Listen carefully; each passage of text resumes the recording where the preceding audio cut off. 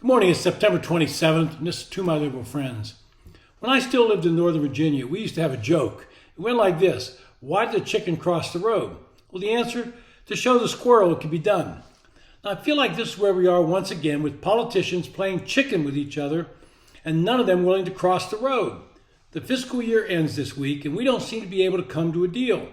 And the blame for this lies solely within the Republican Party, and more specifically, the far right, which goes by the moniker of the Freedom Caucus. Now, last spring, we had another crisis that dealt with the debt ceiling. Speaker Kevin McCarthy forced Joe Biden to come to the negotiating table, and anyone reasonably looking at the deal would have come to the same conclusion that I did. McCarthy got more in the deal than Biden and the Democrats. We need a course refresher 6 months later to remember what was in the deal. The deal capped non-defense spending in 2024, and it can only increase by 1% in 2025. Now, since inflation is still running at about 3% or higher, that's a reduction in real spending power. There were some appropriations targets for the out years, but this is Congress, and they can undo them as fast as they create them. But according to the deal, though, non-defense discretionary spending and top-line federal spending was supposed to be limited to 1% growth for the next 6 years. And if that holds true, that's a big win for McCarthy.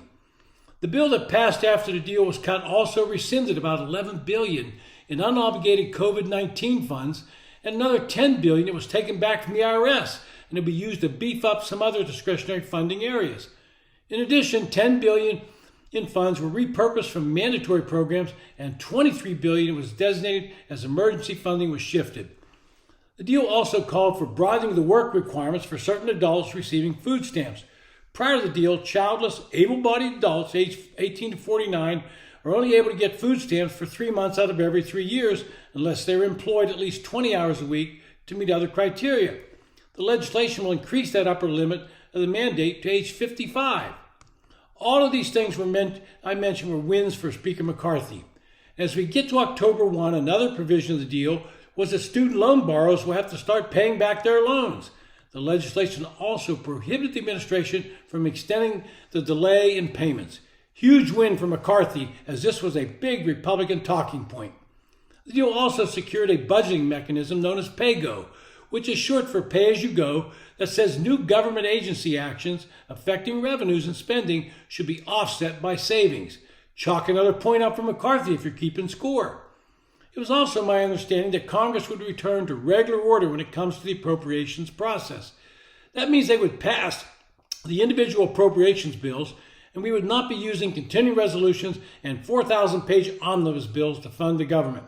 That requirement seems to have fallen out on the cutting room floor somewhere. What Joe Biden got was an extension of the debt limit until after the 2024 election. That was his major win, and that means McCarthy was on the winning side of the deal. But that was not good enough for the conservatives in the House. They want deeper spending cuts, and they're willing to shut down the government in order to try to force Congress to give them their way.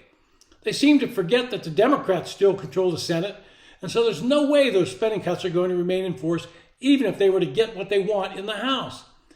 What these far-right members of the House should be focused on is winning more seats in the House, and also winning the Senate and the White House.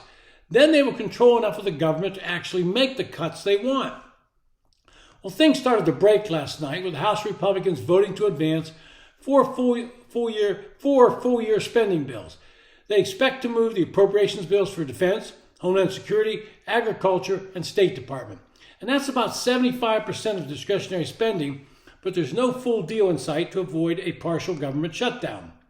The vote to advance the bill was 216 to 212, a partisan vote, so it should be noted that Democrats all voted not to advance the bills, so they're playing politics with this as well. So when they try to blame Republicans, they could vote for these bills and get them passed, but they want to force Republicans to fail so they can claim victory.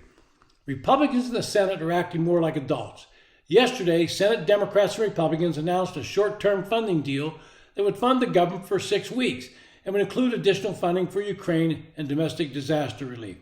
This CR would continue funding for the government at current levels.